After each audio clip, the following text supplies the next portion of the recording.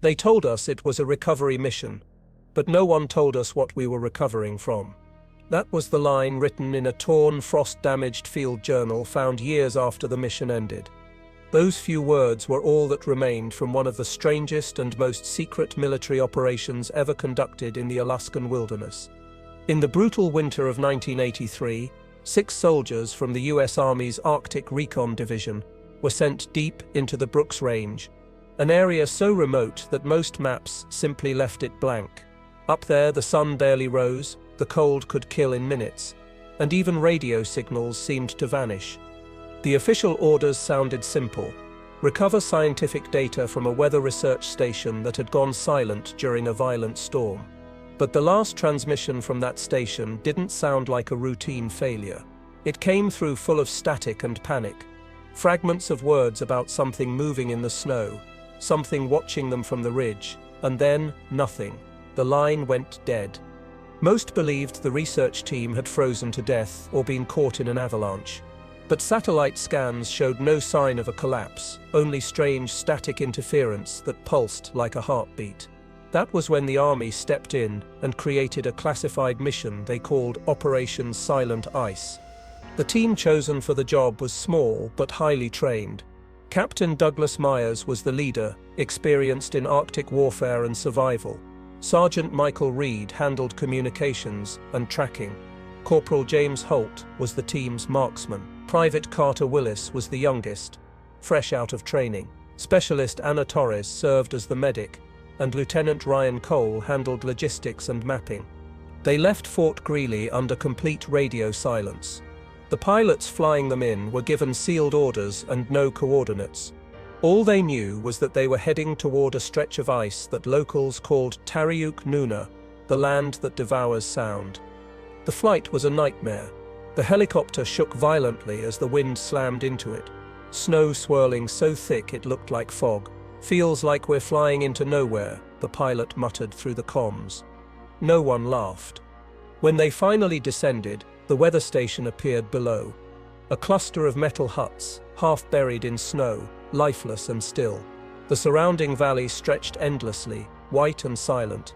As soon as they landed, Myers gave the order to secure the perimeter. The wind cut through their suits, and every breath came out in a cloud of steam.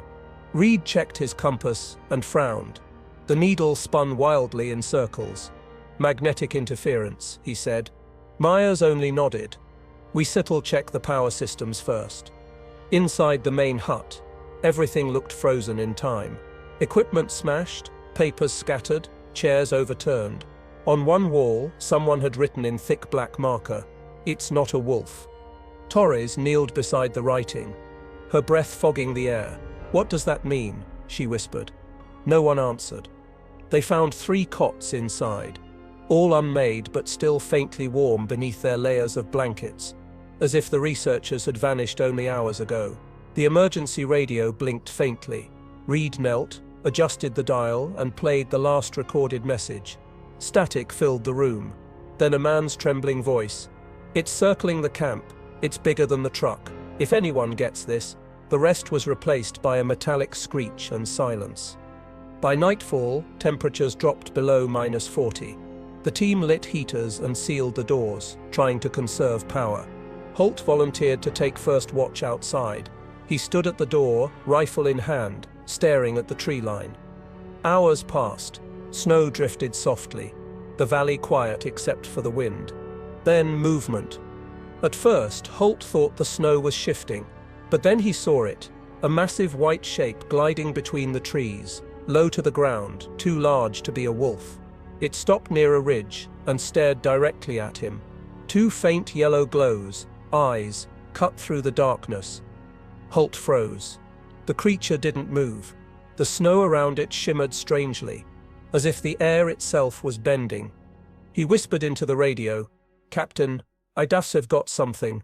Before he could finish, the power inside the hut flickered. Then everything went black. The heaters died. The lights cut out.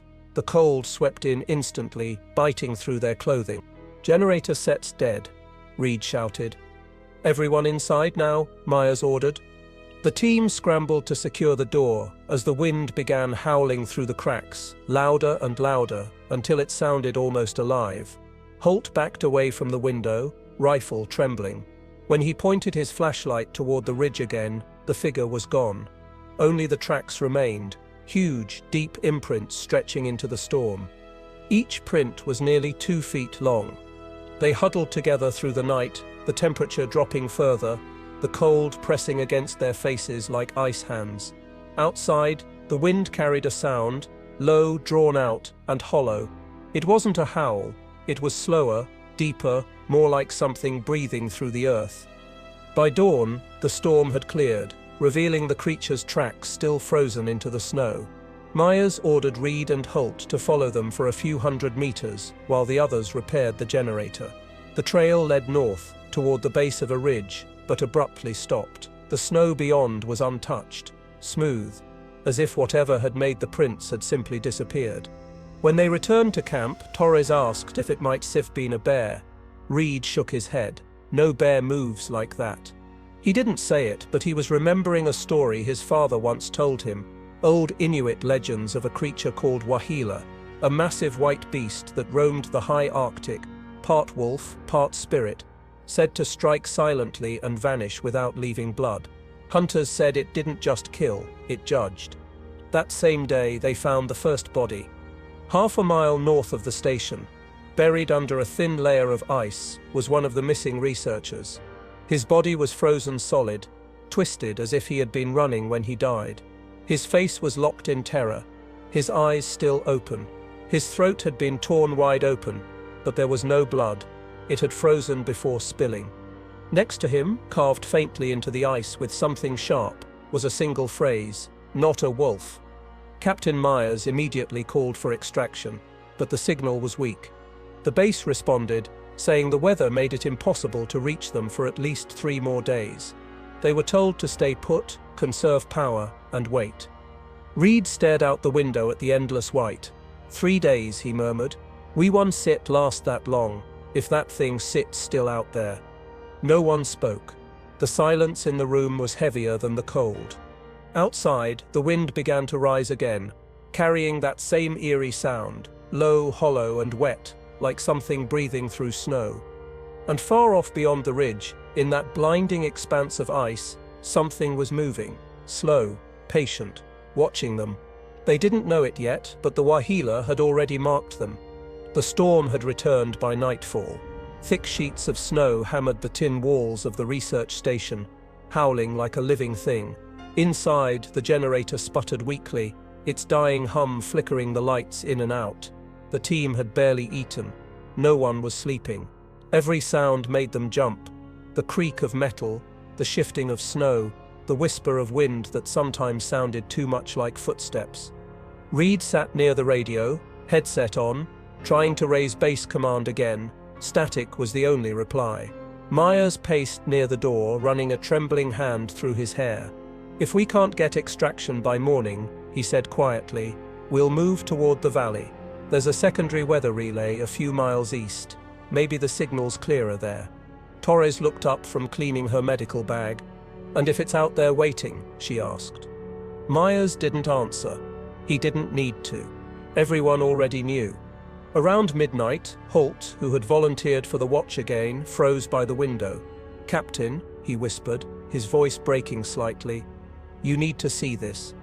Myers joined him. Outside, across the snowfield, the faint glow of the aurora shimmered overhead, casting soft green light across the valley. And there, between the trees, something huge moved against the pale background. It was crouched low, its white fur blending with the snow, its outline barely visible until it shifted. Then the light hit its eyes. They glowed an unnatural yellow, like molten glass, unblinking. For a brief moment it stood fully upright. It wasn't just massive, it was impossibly wrong. Its shoulders were too broad, its limbs too long, its face stretched between human and beast, the muzzle of a wolf, but with eyes set too far forward. "It sits watching us," Holt breathed. "It's us studying us," Myers corrected softly. The lights flickered again. The generator gave a final sputter, then died completely. In an instant, the entire station went dark. "Everyone stay calm," Myers ordered. But his voice was trembling now. "Torres, grab the emergency lanterns. Reed, help me lock down the entry points. Holt, keep eyes on that thing. Don't shoot, unless I say so." They scrambled to follow orders, their boots thudding across the metal floor. The wind outside howled louder, as if the creature's presence had stirred the storm itself. And then from the roof came a heavy thump. Everyone froze. The sound came again, slow, deliberate, like something walking. The metal creaked under its weight. Reed looked up, whispering, "It sets on top of us." A crack formed in the ceiling insulation, a shower of frost falling into the room. The creature was moving across the roof, its claws dragging like nails over steel. Then, just as suddenly, silence. Holt aimed his flashlight toward the window again, but there was nothing, just the storm. Seconds stretched into minutes. The air felt too still, too heavy. Then, boom. The back door slammed open, ripped off its hinges by something powerful. Snow and wind exploded into the room. Myers shouted, "Positions," as the soldiers raised their rifles toward the doorway. In the chaos of spinning snow, they saw it for a split second, a towering white figure lunging forward, eyes burning, mouth open wide enough to show a row of enormous teeth that seemed to shimmer like ice. Gunfire erupted, echoing in the metal chamber. The creature didn't fall. It moved too fast, sliding through the snow like smoke, vanishing into the white before they could reload. Torres screamed as something slammed into the outer wall, denting the steel inward like it was paper. Sparks flew from a broken light fixture. Holt fired again, yelling, "It SEP's circling us." Myers grabbed the radio, shouting over the noise, "Base command, this is Silent Ice Team. We are under attack. Repeat, we are under." Static swallowed his words. The radio fried in his hands with a sharp pop. The next blow came from beneath the floor. A deep, resonant crack ran through the foundation as if the ice below was splitting. Reed fell backward, hitting his shoulder. He pointed toward the floor where frost began to bubble upward, like something was pushing from below. "Get out," Myers screamed. "Outside, now." They burst through the side door into the blizzard, snow slicing their faces, vision reduced to a blur of white. Reed looked back once. The hut was shaking violently, lights flickering from inside, like lightning trapped within metal. Then, a deafening crash. The structure collapsed inward, swallowed by snow and darkness. The team regrouped a few yards away, huddled together in the howling wind. "Where SIP's Holt?" Torres shouted. Myers scanned the snowfield. Nothing, just endless white and the soft hiss of falling snow. Then they heard it. A muffled, distorted scream echoing from the ridge. It was Holt. They ran toward the sound, rifles ready. But when they reached the ridge, they stopped cold. The snow was disturbed. Claw marks everywhere, deep furrows in the ice. And there, lying at the center of it, was Holt's rifle. But no sign of Holt himself. Only one more thing remained.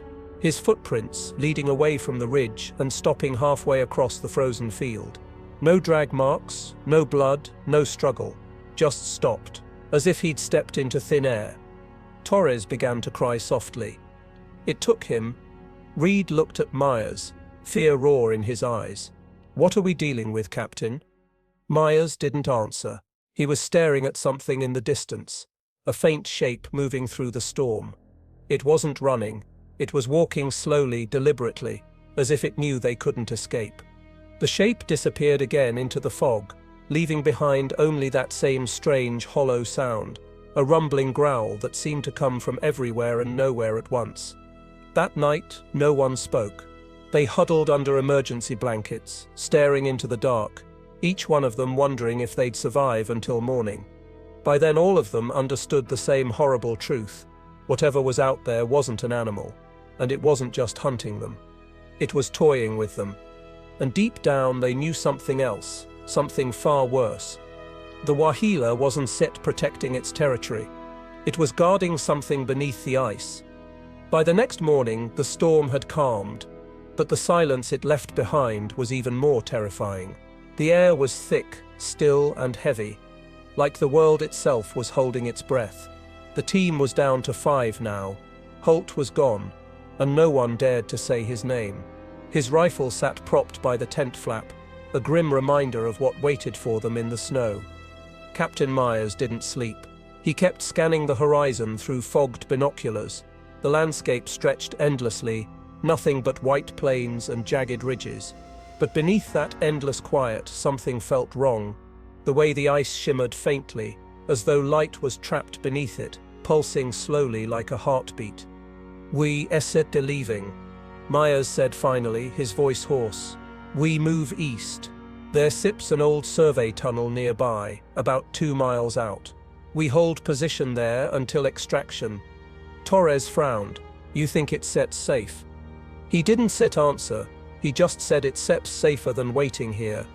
They packed quickly, each movement shaky from exhaustion. As they trudged across the frozen field, Reed noticed the tracks again, huge, wide paw prints cutting across the snow, circling their camp from the night before. Only this time they weren't leading away. They were leading toward where they were headed. The tunnel came into view just before midday. It was built decades earlier, a half-collapsed mining passage that disappeared into a glacier wall. The entrance was half buried under ice, but still open enough to crawl through. Inside it was cold and damp, the walls glittering with frost. Their flashlights illuminated rusted equipment, old crates, and something that made them stop cold, a set of bones frozen halfway in the wall. They were human. "Looks like someone else tried to hide here," Torres whispered. Reed crouched closer, brushing ice off a torn jacket sleeve. "There sips a patch here, same insignia as the old Arctic Research Division." This was government. Torres blinked. "Then why isn't set this on any map?" Before anyone could answer, the ground trembled. A deep, low vibration, subtle but unmistakable. It came again, longer this time. The ice around them cracked faintly. Cole backed up, flashlight shaking. "Tell me that was an earthquake," he muttered. But then they heard it, a sound so faint it almost blended with the wind, a deep, rhythmic thud, like footsteps echoing through the glacier. Reed turned toward the tunnel sep's depths. "It sips below us." They moved deeper in, carefully stepping over debris. The deeper they went, the warmer it got. Their breath fogged less, and the frost on the walls began to melt. Soon they reached an open chamber carved directly into the ice. And there at the center was something no one expected to see. A massive shape was frozen inside the glacier, a creature easily 20 feet long, encased in translucent ice. Its body was twisted, like it had been struggling when it froze. Pale fur clung to its limbs, and enormous claws extended from its hands. Not paws, hands. The head resembled a wolf's, but longer, sharper, with teeth like daggers. Torres stepped forward, trembling. "Is that another one of them?" Reed swallowed hard. "No, that sips the first one." Myers stared silently. His face was pale, eyes wide. "Whatever that thing is," he whispered, "the army found it before." Cole's flashlight flickered across a nearby wall, revealing carvings etched into the ice. Strange circular symbols, overlapping lines, and what looked like old Inuit markings. One stood out, a crude drawing of the same creature, surrounded by human figures kneeling before it. Beneath it, written in faded paint, were words in English: "Project Silent Ice. Do not disturb." Reed turned toward Myers. "Sir, this wasn't a rescue mission. They sent us to clean up whatever this is." Myers didn't respond. His mind was racing. He realized now that the weather station wasn't built to collect data. It was a cover for something else, something ancient buried under the glacier long before the army arrived. And whatever the Waheela was, it wasn't an accident. The ground shook again, this time harder. A low growl echoed from the tunnel entrance. It was close. "Lights off," Myers hissed. They killed their lamps. The chamber plunged into darkness, only faint blue light from the ice creature illuminating the room. Then, from the shadows of the tunnel, a pair of glowing yellow eyes appeared. Torres bit her lip to stop herself from screaming. The creature stepped into the faint light, tall, hunched, its breath visible in the freezing air. It was the same one that attacked the camp, the Waheela. It moved closer, its massive claws dragging lightly across the ice. It wasn't attacking. It was staring, not at them, but at the frozen beast inside the wall. It tilted its head, growled softly, almost mournfully. Reed whispered, "There seps two of them, but that one seps trapped." The Waheela turned sharply at the sound of his voice. Its eyes locked onto him, glowing brighter. The air grew heavier, the sound of its breathing filling the space.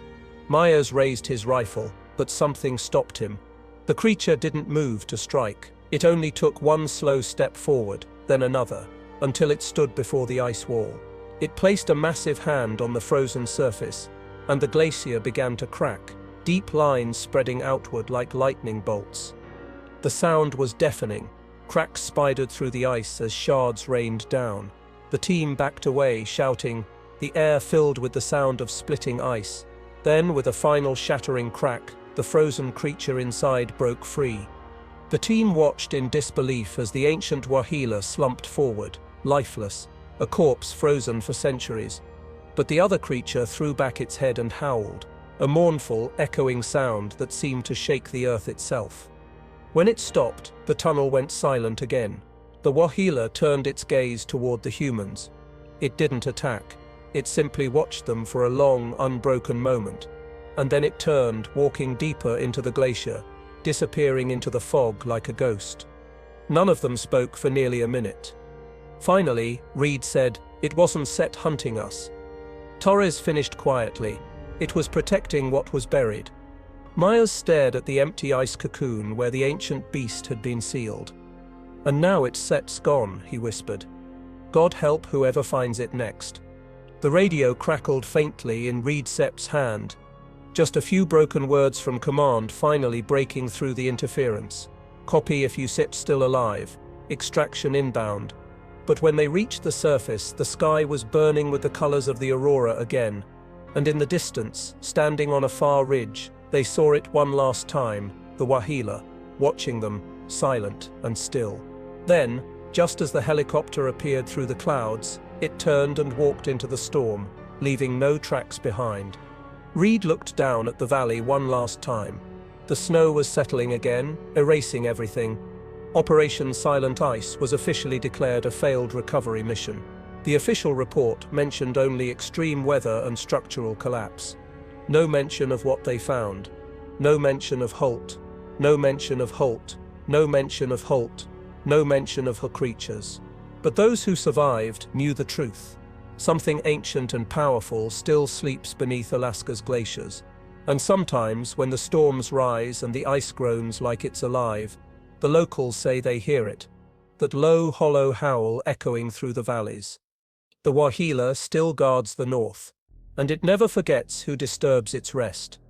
It was nearly 7 years later when the truth began to surface again.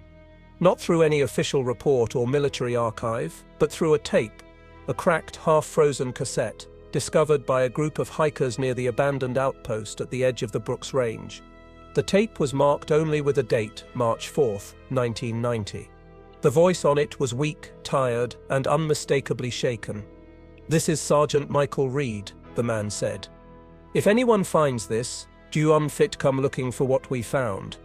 The recording was long, full of static and wind interference, but fragments could still be understood. It told of how Reed, the last known survivor of Operation Silent Ice, had been transferred stateside after the mission. The official story claimed frostbite, trauma, and exposure. He was discharged quietly, given an honorable mention, and told to forget everything. But Reed never forgot. He told the recorder how, even after years, he could still hear the sound. That strange, low howl that came from nowhere. It followed him, sometimes in dreams, sometimes in the quiet hours before dawn. He said he'd see movement from his window when it snowed, shadows that weren't supposed to move, glowing eyes in reflections. He spent the years after his discharge trying to piece together what had really happened in Alaska. Through old contacts, he got access to fragments of the official report. Most of it was blacked out, But there was one section that stood out, a coded paragraph under Project Silent Ice, Phase 2. It read, "The biological specimen designated Alpha Tau exhibits regenerative resistance to cryogenic suspension. Unknown energy resonance within skeletal matrix detected. Further containment impossible following event at Outpost 47. Reed's voice trembled as he read those lines on the tape. He said he finally understood that the creature in the ice, the one the Waheela was guarding, wasn't dead when they found it. It was dormant. The Waheela wasn't set a monster. It was a sentinel. He described the carvings they'd seen, the circles, the symbols. He said they weren't random. They were warnings. According to Inuit oral history, the Waheela didn't roam freely. It was bound to places where the frozen ones slept. Beasts from a time before man, locked in ice not by nature, but by ritual. And whenever someone disturbed those resting grounds, the Guardian would awaken to restore the balance. The creature they released wasn't just a fossil. It was something far older than science could explain. Something the ancient people feared enough to bury beneath glaciers. Reed's voice grew more erratic near the end of the recording. He talked about nightmares, frozen caves, whispering voices from beneath the snow, a figure standing outside his cabin during blizzards. He said it never came closer, never attacked, but it watched, always from the distance. Sometimes, he whispered, I think it sets making sure I never talk. Other times I think it sets making sure I don't forget. The last part of the tape was barely audible. Static overtook most of it, but a few sentences could still be made out. They said'll try again, Reed said. Project Silent Ice isn't set over. They never stopped looking for it. They think they can control it. But you can control something that was never meant to exist in this world. You can only stay out of its way. Then came the sound, faint but unmistakable, the same deep, hollow howl that the soldiers had heard years earlier. Reed gasped. It sits here, he whispered. It followed me. The tape cut off abruptly. Investigators who analyzed the recording said the final section contained low-frequency vibrations inconsistent with human-made sounds. It wasn't wind, it wasn't feedback. The pattern was organic, a resonance deep enough to rattle the audio spectrum. The file was quietly sealed by authorities. Those who studied it were warned not to discuss it publicly. Yet somehow copies began to circulate in underground forums and cryptid research circles. It became known as the Reed tape. Local legends in northern Alaska began to grow again. Hunters and truckers started reporting strange shapes moving along ridges at night. Some said they saw eyes glowing just beyond the tree line. Others swore they heard growls that came from beneath the ground, not above it. But the most chilling report came from a rescue helicopter crew in 1993. While flying over the same frozen valley where Operation Silent Ice had taken place, one of the pilots noticed something carved into the ice below. Massive letters, visible only because the sun hit them just right. It read, "Not a wolf." The pilot, terrified, refused to fly that route again. When investigators returned weeks later, the message was gone, covered by fresh snow.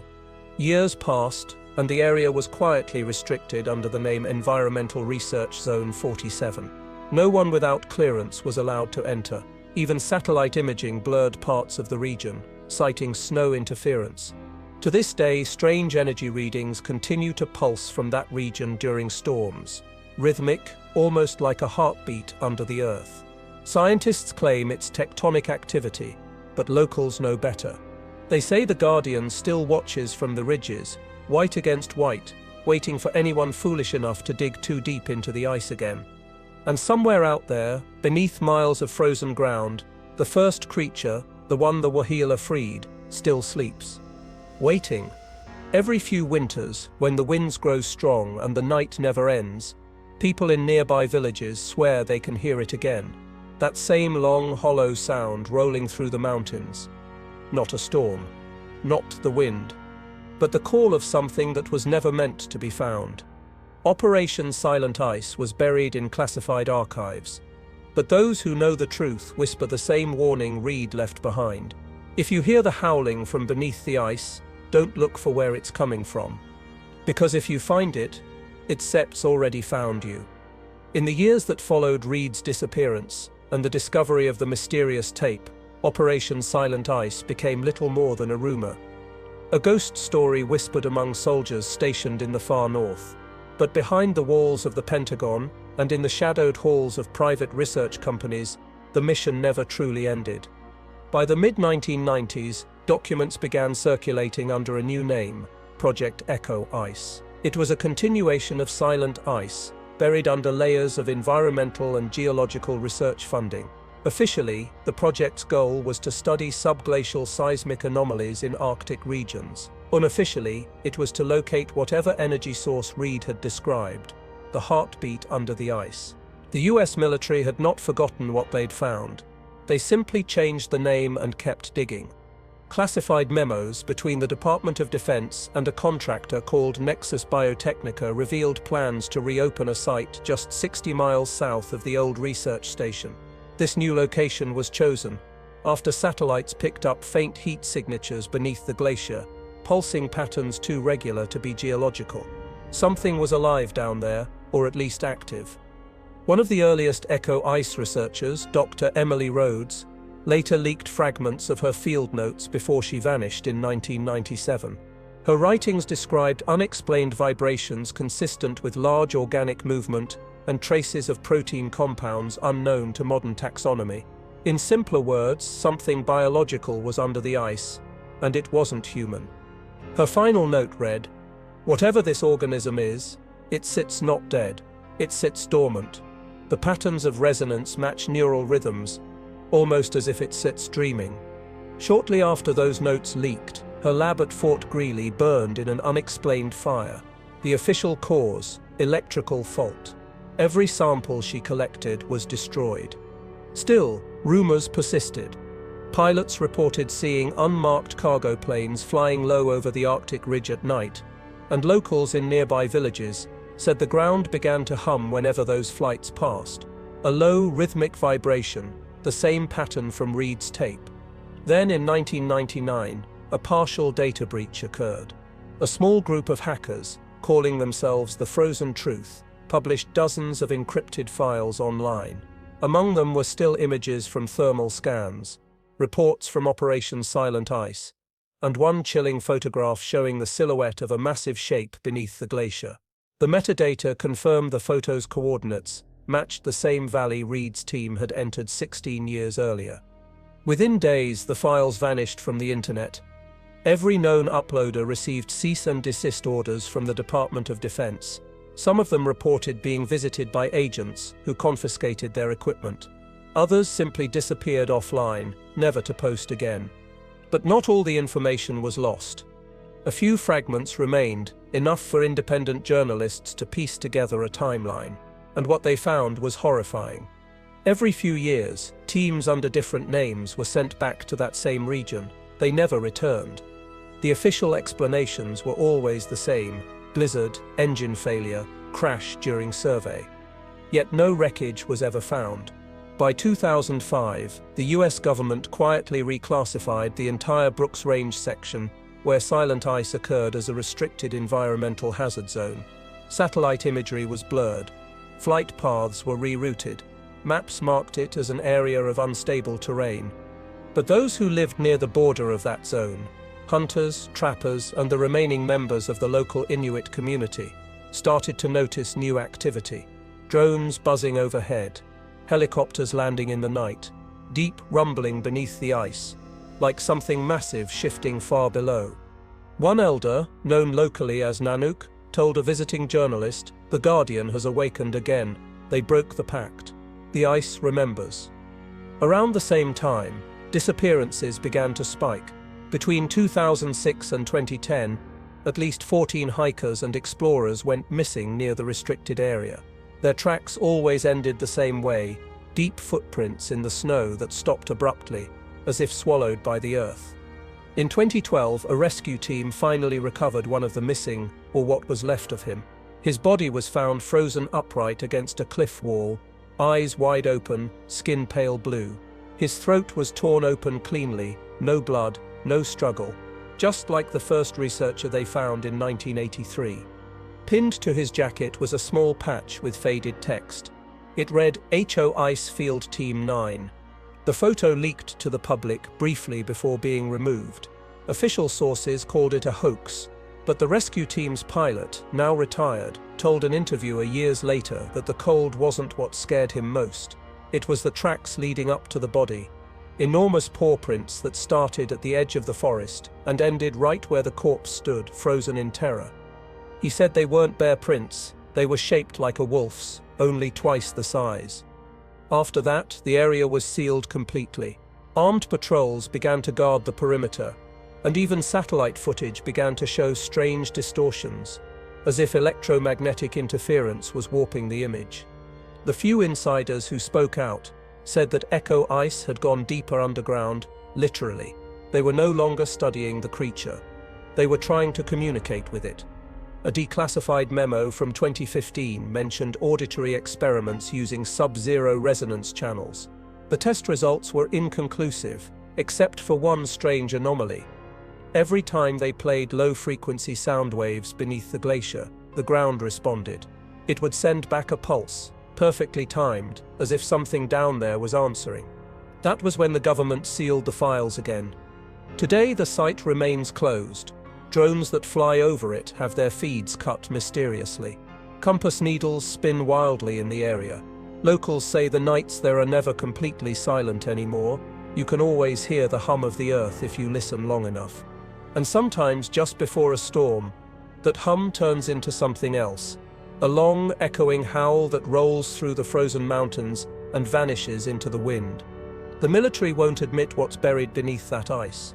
They never will, but those who've been close enough know the truth. Operation Silent Ice was never about recovering data. It was about keeping something buried. And whatever it is, it sits still awake. 2 decades after the original operation, the legend of the Waheela had become an internet myth. The kind of story that only appeared on cryptid forums or deep conspiracy threads. Most dismissed it as nonsense. But for some, the idea of a hidden military zone in Alaska's frozen wilderness was too tempting to ignore. In 2022, a small group of independent documentary explorers, the kind who post forgotten mysteries on YouTube, decided to go after the truth. They called their project Cold Secrets, Operation Silent Ice Revisited. The group included Alex Monroe, a filmmaker known for his survival expeditions; Sophie Vega, a science blogger and geologist fascinated by abandoned research sites; Tyler Hayes, a drone operator and tech specialist; and Liam Reed, who claimed to be a distant relative of the original commander, Captain Daniel Reed, the man who disappeared during the first mission. Their plan was simple: travel to the edge of the restricted zone in the Brooks Range, document what they could, and prove that the old stories were either real or fabricated. They never intended to cross the border, but curiosity has a way of turning boundaries into invitations. They arrived in early March, when the temperature hovered around -30 degrees Celsius and daylight lasted only a few hours. From their base camp, they could see the mountain range looming in the distance, silent, immense, and untouched. The snow glittered under the pale sun, hiding whatever secrets lay beneath. Sophie spent the first night scanning satellite maps and geological data on her laptop. "This terrain isn't natural," she said quietly, zooming in on a section of the glacier where the ice formed a perfect circle almost half a mile wide. "Something melted this from below. That's not how ice behaves." Alex laughed it off at first. Probably a geothermal vent, or the government testing stuff. But Liam wasn't set smiling. "That Sip's the exact same coordinate where my Uncle Sip's team vanished," he said, pulling a crumpled page from his jacket. It was a photocopy of an old military map with the same circle drawn in faded red ink. They called it Site Theta. By the third day, the group's footage had started getting strange. Tyler's drones would lose signal every time they flew over that circular formation. The footage would glitch with static and strange flickers of light, like something reflecting from beneath the ice. One clip showed a shadow moving, too large to be a bear, too fast to be a trick of the light. That night, the sound came. At first it was just a vibration, a deep hum rolling through the ground. Their tents shook slightly. Sophie checked her instruments, frowning. Seismic activity, she muttered. But its septs rhythmic, like its septs pulsing. Then, from the distance, came the howl. It wasn't the cry of any wolf or animal they knew. It was deeper, layered, almost human at the edges. It echoed across the valley for nearly 30 seconds, low and mournful, before fading into the wind. None of them slept after that. The next morning, they found tracks near their camp. Huge, clawed prints pressed deep into the snow, circling them in a wide arc. Alex wanted to leave immediately, but Liam refused. "We're here for answers," he said, voice shaking. "If something's still alive down there, people need to know." Against their better judgment, they followed the tracks. They led straight toward the circular formation Sophie had found. The snow grew thinner as they approached, the ground beneath coated with frost instead of powder. It felt unnaturally warm. In the center of the ice field was a metallic object, half buried, covered in frost. It looked like the remains of a satellite dish or an antenna. Sophie brushed the snow away and gasped. The plate was engraved with letters.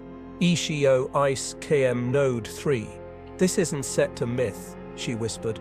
"They really were here." Tyler set up his camera, filming as Liam tried to pry open a metal hatch beside the node. It resisted at first, then gave way with a groaning sound. A blast of cold air escaped, followed by a faint light from below, pulsing, just like the hum they'd heard the night before. "Something's still running," Tyler said quietly. They descended the narrow metal stairs into the ice. The walls were lined with frost-covered panels, wires dangling from the ceiling. Old military markings still glowed faintly on the walls, faded symbols and serial numbers. At the bottom, they found a large door that had been torn open from the inside. The edges were bent outward, like something immense had forced its way through. Beyond the doorway, the tunnel opened into a frozen cavern, shimmering with blue and white light. And there, in the center of the cavern, was the source of the hum. A vast circular structure, part machine, part organic, embedded in the ice. It pulsed slowly, like a heartbeat. Every pulse sent ripples through the frozen walls, causing tiny flakes of frost to fall like snow. Sophie aimed her flashlight at the surface and froze. Inside the translucent ice, just beneath the structure, something enormous was visible. A shape with fur, claws, and the faint outline of a massive head. Liam whispered, "That Sepsit, the Waheela." The creature's eyes, if they were eyes, flickered faintly with light, like something responding to their presence. Then the hum changed. It grew louder, deeper, vibrating through their bones. Tyler's camera short-circuited, flickering between frames. "We need to get out," he started, but the words died in his throat as the ice beneath them cracked. A sharp sound echoed through the chamber, not just from the structure, but from the walls themselves. The creature inside twitched. The ice split wider. Alex grabbed Liam Sept's arm and shouted, "Move!" They scrambled up the stairs as chunks of ice fell around them. The hum rose to a roar. Behind them, something massive was shifting, breaking free. The light from the cavern flared white-hot, and then everything went silent. When the footage was later recovered from the drone's auto-backup, it showed only static for the final 30 seconds. Then, faintly, a single image before the camera died, a massive blurred silhouette crawling out from the ice, eyes glowing like distant headlights. The video never reached the public. 2 weeks after the expedition, the group's YouTube channel was deleted. Alex and Sophie's families reported them missing during their return flight. No crash was ever recorded. Liam Sept's name appeared once more, in a small local paper, "Man Missing After Independent Arctic Expedition." The article mentioned only one recovered item, a half-frozen satellite phone found near the Brooks Range. Its battery was dead, but a single audio file was still stored inside. It contained the hum, the same rhythmic pulse from 1983. Only this time, beneath it, there was something else. A low guttural growl, and a voice whispering through the static, "It remembers." In the months following the disappearance of Alex Munro's expedition team, the story began to fade, just like every Arctic mystery before it. Official reports listed them as lost in severe weather conditions, and rescue operations were called off after only 10 days. But people who followed their channel, Cold Secrets, noticed something strange. The team's videos had vanished from YouTube, yes, but the playlist itself still existed. Empty thumbnails, untitled, and all set to private, except for one. A single clip had somehow slipped through the deletion process. It was only 8 seconds long, black and white, and appeared to show nothing but static, until someone enhanced the audio. Underneath the hiss, there was that same pulsing hum, steady and slow, followed by 3 faint words spoken in a low male voice. We woke it up. The clip went viral before it was taken down, but by then it had been mirrored hundreds of times on Reddit, TikTok, and small cryptid sites. Thousands of people began digging, comparing satellite maps, connecting the name Exo Ice to the older Operation Silent Ice files. It was chaos online, half of them believers, the other half skeptics, until the government stepped in. Within a week, dozens of accounts were suspended for national security violations. The subreddit Raw Frozen Truth disappeared overnight. A Freedom of Information request filed by an Alaskan journalist came back with a single-page response that read only, "Records related to Echo Ice are classified under Section 7 of the Arctic Defense Accord revised. Disclosure would threaten environmental and civilian safety." That was the first time anyone had heard of the Arctic Defense Accord. No one could even find it in public records. Meanwhile, strange things began happening across northern Alaska. Locals in small, isolated towns near the Brooks Range reported hearing what they called the low thunder, a deep, continuous vibration that rolled beneath the ground at night. Dogs refused to go outside. Hunters began finding massive paw prints in the snow again, prints that didn't match any known animal. Then came the disappearances. In January 2023, a snowplow operator named Rick Jensen went missing while clearing an access road near the restricted zone. The search team later found his plow abandoned, the door ripped off, the windshield shattered, but no blood, no signs of a struggle.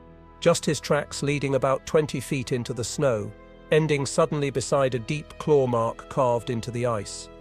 A month later, an entire team of geologists surveying seismic activity in the same area lost radio contact. Rescue units found their camp intact, tents upright, gear in place, food still warm. The only thing missing was the people. In the middle of their camp, the snow was disturbed by something heavy being dragged in a circle, like something enormous had slithered or crawled through.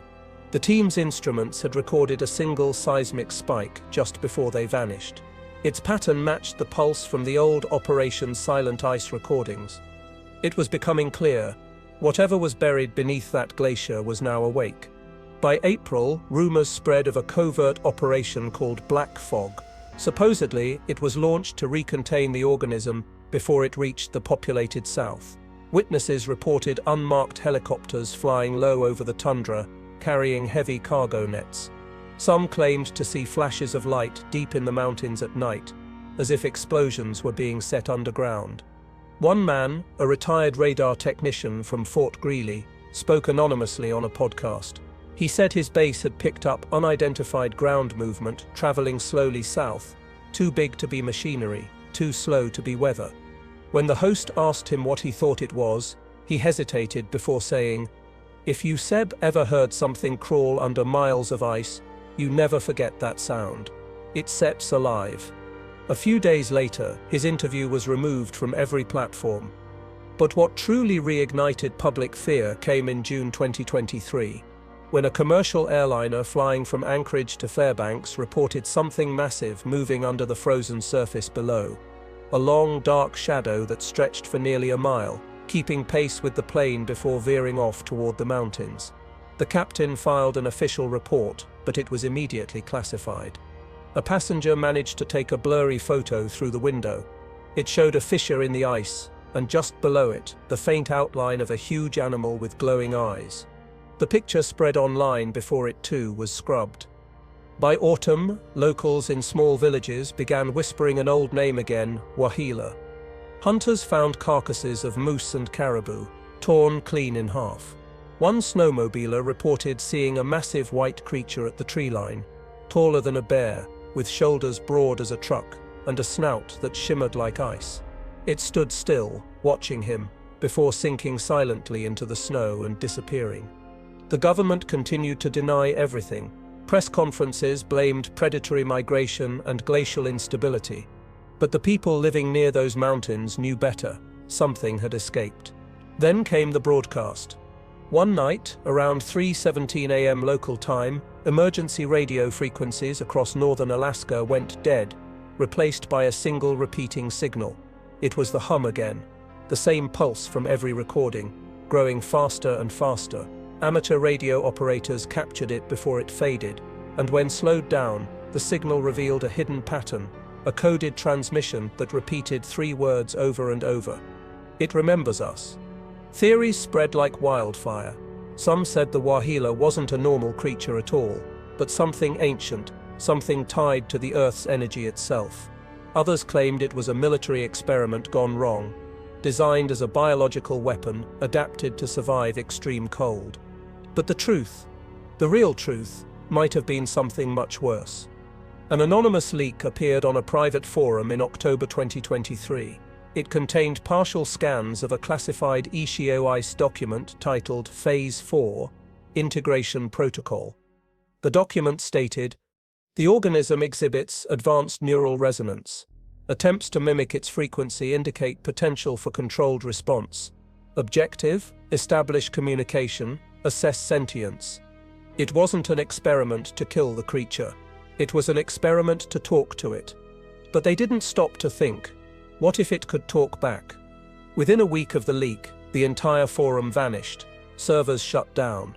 The account responsible for the post deleted itself in real time. Since then, the restricted zone has expanded even further north. Flights are rerouted hundreds of miles around it.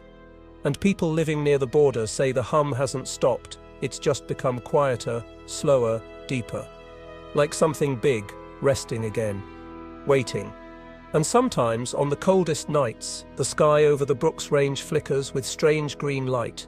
Not like the northern aurora, but in thick, pulsing waves that move in rhythm with the earth. Those who still dare to listen say it's breathing. And the few who survived Operation Silent Ice say it's only a matter of time before it wakes again. Because the Waheela doesn't forgive. It *remembers.